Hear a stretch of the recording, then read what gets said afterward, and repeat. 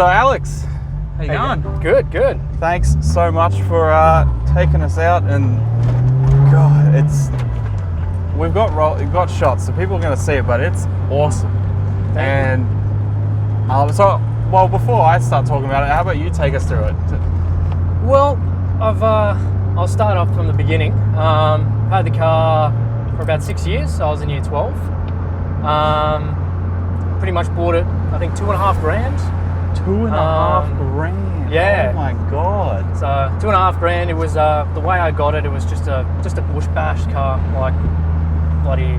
I mean, it was rattle can paint everywhere. Had an NA in it for a start, even though it's a factory turbo car. That's another thing that sold me for it. Yeah. Non-turbo gearbox.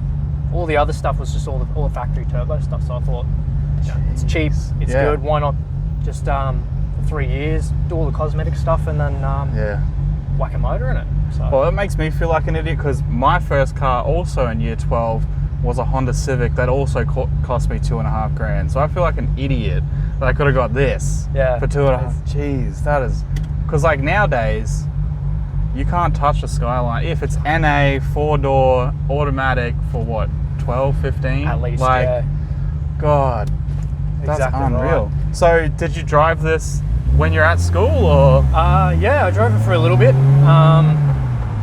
at least 6 months. Wow. Drove it around, did my thing in it, just to get used to the car. Yeah. Fixed up the issues, like the I think the rear hub was literally about to fall off. I went to go in for a wheel alignment, and they said, we can't fix it. I said, what do you mean you can't fix it? And they said, well, you've got like 3.5 degree negative on the back right wheel, and it's just the actual hub was pretty much ready to fall out. So I didn't really at that time know very much about cars, unfortunately. So I was just looking at it going to my old man, hey, can you help me? What's going on here? Tell me what I need to do. Yeah, because back then it was, the running joke was, it's just a dodgy Jap car. That's how they are. Yeah. Very rare you'd find a dodgy one now. Because everyone's like, they're worth money. Exactly right. God, wow. And so this was first car? Yeah. Oh, actually, no, sorry. First car I had was a 08 CJ Lancer. Oh, really? Yeah. Lancerati. Nice. Morgan had one. Oh, he had two-door coupe. It was slow as shit. The Civic walked all over it as much as it could walk all over it. But they're awesome little cars. Yeah. I'll credit Mitsubishi for it. Like, I get plenty of them through work, but they're really reliable cars. Oh, yeah. It seems like that's a dying thing, reliable cars. Yeah. Like, everything's got so many electronics now and sensors that it just throws the whole car off. Exactly right. Like, I've said to a lot of people as well, like, I'd happily sell this and go buy a fairly newer car with all the luxuries and all that, but I mean, if something happens with this thing, it's usually a simple thing. Yeah. Like, it doesn't, at the moment, it doesn't have aircon, you know. Yeah. It doesn't have traction control, race car ABS. life. So, yeah. We got the bucket seats, no aircon. It's just a race car. Yeah, that's it. So have you taken it out on track before? No, actually. I've been meaning to. But there's just a few little things that I'm a little bit skeptical of before I take it out on the track. Even like roll racing or something. I reckon this will do really well.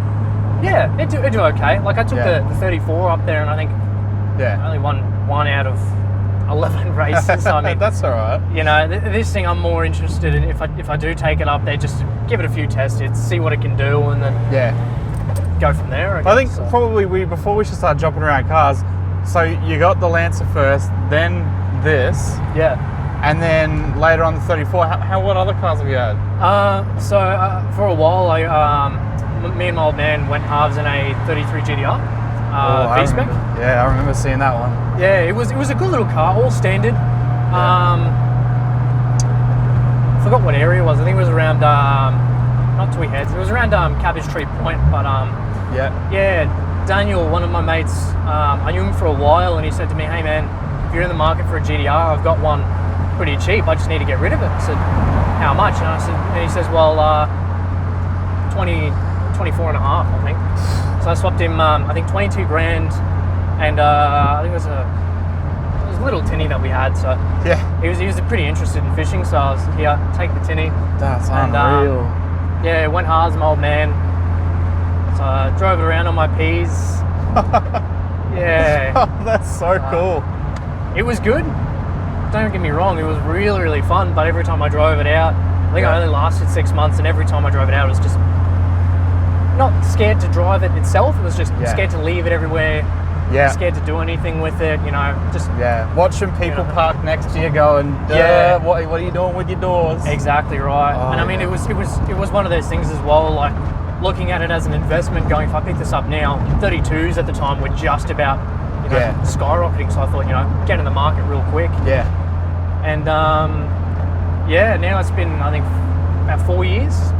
Wow. And it's just one of those cars, you look at it and you go, it's too clean to get rid of. All the paint's original, everything on it to the nut and bolt's original. And what colour is that one? It's I think it's a Quicksilver, so it's the brighter silver. Nice. Yeah, God, I love that silver. Especially the silver on the 34. Is that like Paul Walker silver? Nice set of black wheels, tinted out. Car looks awesome. Yeah. So you had the 33 GTR. Yep. Then was next the 34? Next was the 34. The 34 was just, I took this off the road, and it was actually, my dad bought it, and he just didn't drive it much, so at the time I sold it, got rid of this. I didn't get rid of this, I took it off the road for a while.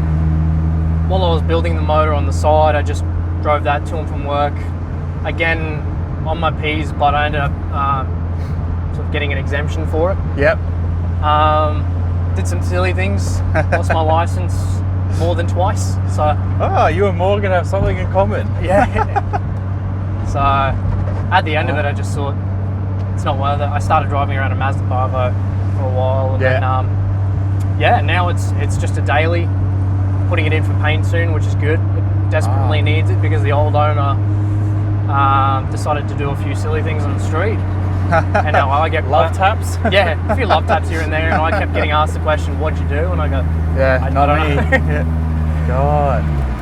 So it's pretty much been Skylines your whole life. Yeah. Why Skylines? Just family thing? Dad always into it, or? I originally I was really into the Supras actually. Really? And wow. Yeah, I sold the Lancer for about 8.5. Had about $5,000, so I had around 13 grand to spend. Yeah. And I mean, Supras at the time, the NA ones, you could pick a decent one up for around the 10K mark. Yeah. And I was looking at a few of them, and I had a mate that bought a 34 sedan. Yeah. He let me drive it for a little bit. Kind of really liked the look of it, liked the sound of it, so I got just attached to it. And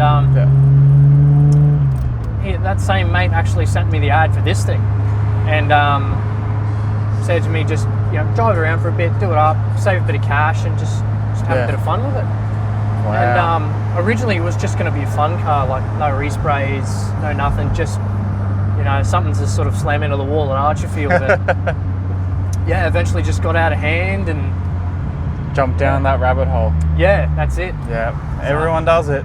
Everyone does it. Exactly right. So I just started getting into parts, and I was buying wheels, coilovers, and then I was on the Meadowbrook on-ramp. Yeah, I remember, and because I used to work at the Macca's there, and I finished at about 9:30. I came on. I went. It was the first week I drove the car, and I went, "Oh yeah, see how it goes. Go through the gears." It was an A, so I mean, it wasn't anything special, but I just wanted to see what it could do. And right on that on-ramp, I got clocked doing 128 and 100 something. So yeah, and that's what settled it for you. Yeah, that's one of the reasons. Then after that, I got defected about 2 weeks later, just after schoolies. So I came back off. Yeah, literally as soon as I came back from schoolies, I went, I'll go pick my brothers up from school in the car. Yeah, I think I drove it for 10 minutes, and outside the school, a police van parked up right behind me and said, "Do you mind popping your bonnet?" I went, "Oh, okay, shit." So silly me, but before then, like, I didn't have anything mod plated. Wires hanging out everywhere. So, but ended up losing my license. Took the 3 months. Yeah, and then I had the bright idea of not selling it, but I might put it in for a respray instead. So I should have stopped there. Nah, no way. We wouldn't be here right now. That's it. And so, so have you done everything to the car, obviously besides respray and that? Yeah, besides the respray, I've got a panel beater through work. Yep. Glenn did all my paint work. Even my old man, I just did it to for something to practice on. We did the engine bay. Yep. But all the exterior stuff and all that is all Glenn's work. So. Wow. So then, take us through kind of exterior wise, what's done, engine wise, management, the whole build.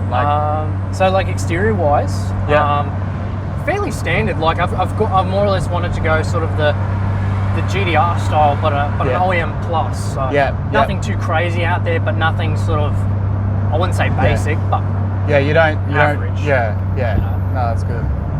But and then I guess all the fun is under the hood. Yeah. So this motor actually came out of a R33 GTST.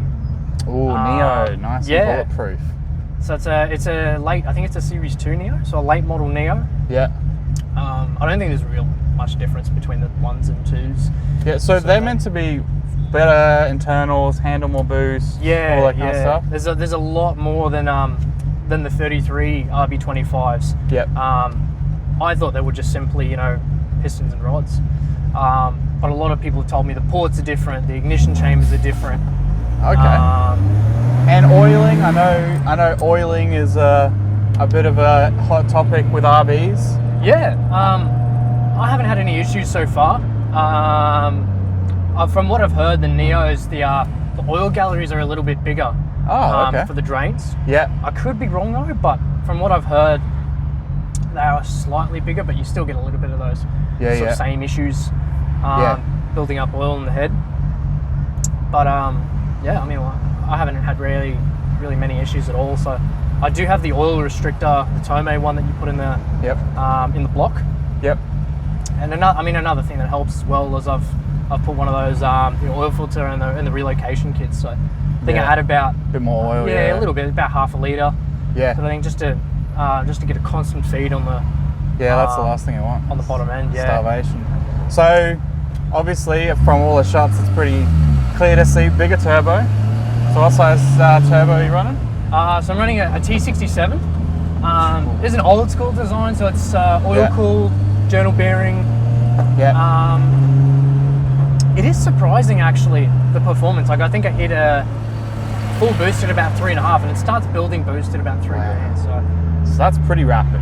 Yeah. Like it's not too laggy at all. No, not at all. Yeah. Like I think getting to about 5 psi is fairly slow once you're watching the gauge, but after that you just see the tacho, the boost gauge just whack straight to 14. So, jeez. But at the moment I'm only running wastegate pressure. Really? So 420 horsepower, which is about 315 kilowatt to the wheels. Which is mental for a car, especially at this stage. Like it's amazing that they can be pushed to that stage, and this is relatively like tame. Like just on this one. This one here. Because we got Jesse who comes to our meets the 180. Yeah. Same kind, like I think it's 25 head, 30 bottom, but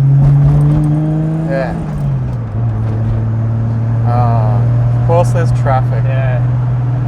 I was getting a little bit excited for a second. I guess I let off gate for a bit. So bigger turbo, what? Bigger injectors? Bigger injectors, yeah. So I think I'm running 1250cc box. Oh, okay, so lots of room. Yeah. A lot of the stuff on the engine, bolt-on wise, I kind of overbuilt it, sort of thing, just so I know 100% I'm not going to have any restrictions. Yeah, got headroom. Yeah, exactly. And I don't have to buy parts twice. Yeah. And then probably the best looking thing engine-wise is the fact that it's not the over-the-top intercooler setup. You got forward-facing plenum. The forward-facing, I mean, the main reason I put it on there wasn't necessarily the performance-wise. Yeah. It was more the fact of I did spark plugs about 10 times before that, and I just got sick of taking all the piping off. Yeah, you wanna try out our bloody WX we just got rid of? Oh my god! Yeah, I get plenty of those at work, and it's just. Yeah, I thought I knew what blooded knuckles were, and then when we had that WX, it was just hell. Yeah. And I say but Morgan did most of it anyway. So bigger injectors, forward-facing plenum, bigger turbo. Bigger turbo, yeah. Gearbox wise, standard? Gearbox, it is standard at the moment. Yep. recently, about a month ago, I think it was the night of the last meet actually. Yep. I blew 3rd gear.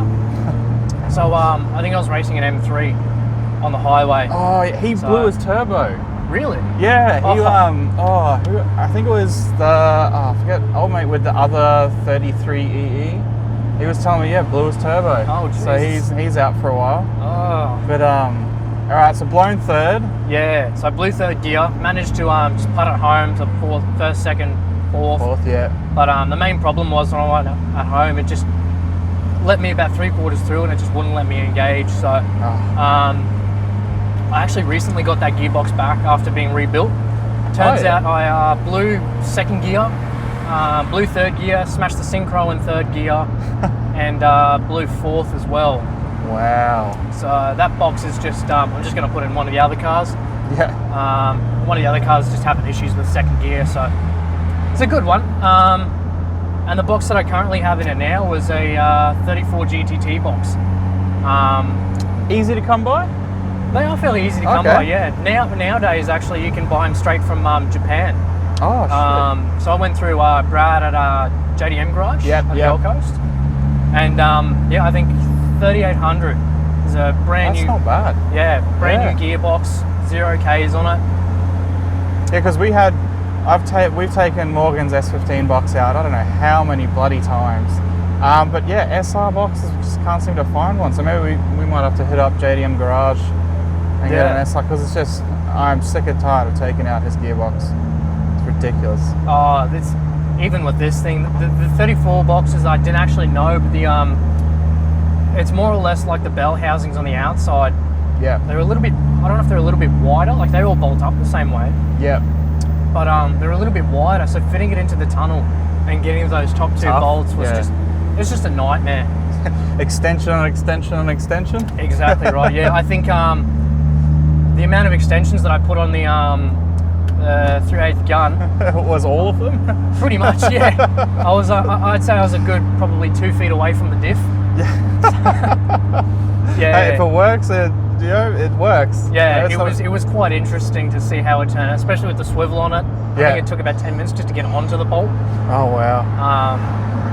Yeah, it's plenty of fun. They are fairly simple, but it's just getting to those top 2 bolts just and then driveline diff, that all. Diff's all standard. Yeah. I'm looking at going a 2-way eventually. Yeah. Because I have heard around the 450 mark when you give them a hiding, they just start making noises and carrying on. Well, we had Jess's one, the 180.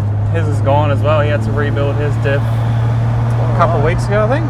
Yeah. So the trouble with a lot of RB parts and a lot of Nissan parts, 90s Nissan stuff, is gearboxes, diffs. Yeah. They've all got the same thing. You can push one to 1,000. You can break one at 300 horsepower. Yeah. So I guess it's the life it's had as well. Has it been serviced regularly? Has it, Exactly how many people change out their transmission fluid or diff fluid? Yeah, exactly right. You just got to keep on top of it. Before I was a mechanic, I didn't really think it was that important.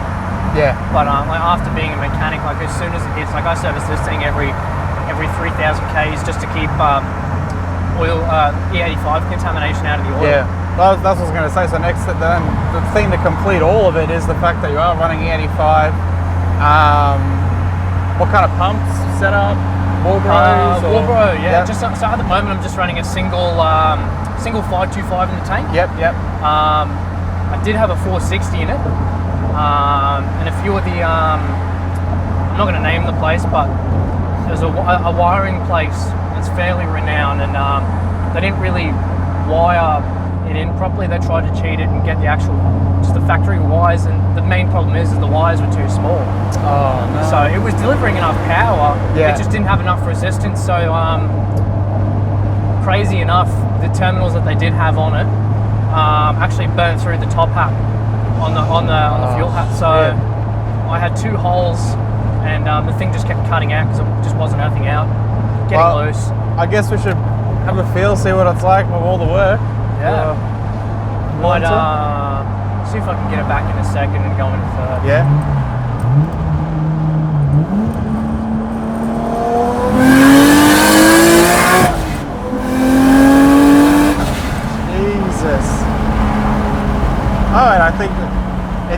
doesn't have a screamer.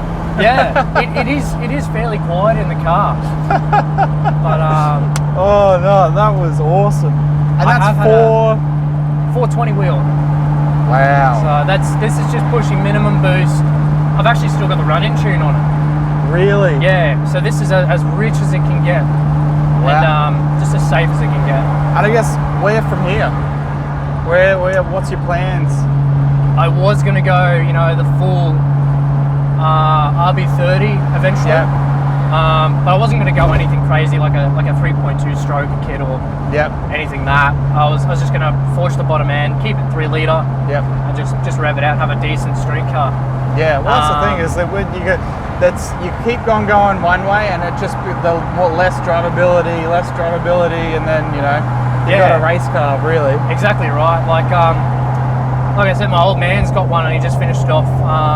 Graham at GNT did the headwork on this one, rebuilt most of the bottom end as well,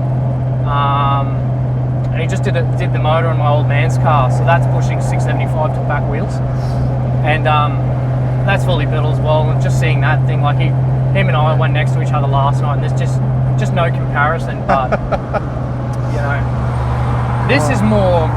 He's even said it to me as well. It punches mainly because of a journal bearing turbo. Like you got that little bit of extra lag, but when it comes on hardware. Yeah. He's got a 3582, which is a very similar size, but you can feel the difference. It's it's really nice. It's really smooth. Yeah. But I guess it also comes out of the tune. Like how does it come on? Is it linear, or is it? Yeah. So the guy that tuned his car tuned my car as well. So that's Scott at Cleveland Exhaust. Yep. Dude did an amazing job with it. I couldn't be happier with it. I mean, I haven't had anything engine-wise problems. Yeah. He told me if I want to fix up a few things to make it sort of run better, perform better, this is what you need to do. Really thorough guy, so I can't credit them anymore. They've done an amazing job. Even the other guys, like even them on the other car as well. Thing's just an absolute animal. Awesome. But and then so that's pretty much it, right? Yeah. Apart from obviously the interior stuff, just your bucket seats. Eventually, I want to strip the back out. Yeah, weight reduction, bro. Yeah, a bit more lightweight, but I wasn't really a fan of it. Mainly because I wanted to put stuff in the back, Yeah. I got a 4-year-old daughter, so I was more looking at that. But having these seats in here, to have them in here, I had to get them mod plated to a 2-seater. Oh, okay. So now there's just no real use for it. Yeah. So. Oh, awesome. Well, I'm hungry. You hungry? Definitely. Sweet. We'll go grab some ramen and see if we can finish the bowl. We've only ever had one person finish it. So I'm pretty go good from there. Awesome. All right. Well, thanks heaps for letting us shoot your car, and you'll see more of it on all of our meet videos and that. So thanks for having me. No, definitely. Thanks for giving us a little rip. Anytime. All right. See you guys later.